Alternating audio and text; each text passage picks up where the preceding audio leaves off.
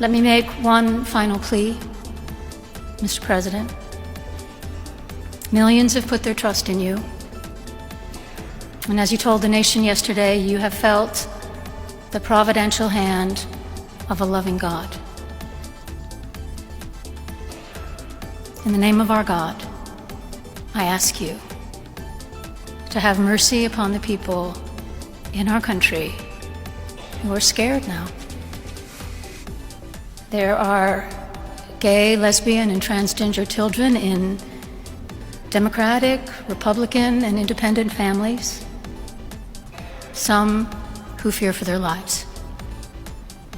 And the people who pick our crops and clean our office buildings, who labor in poultry farms and meat packing plants, who wash the dishes after we eat in restaurants and work the night shifts in hospitals, they may not be citizens or have the proper documentation, but the vast majority of immigrants are not criminals.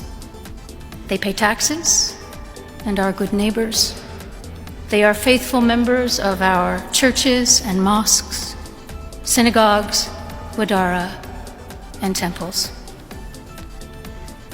I ask you to have mercy, Mr. President, on those in our communities whose children fear that their parents will be taken away, and that you help those who are fleeing war zones and persecution in their own lands to find compassion and welcome here. Our God teaches us that we are to be merciful to the stranger, for we were all once strangers in this land. May God grant us the strength and courage to honor the dignity of every human being, to speak the truth to one another in love, and walk humbly with each other and our God for the good of all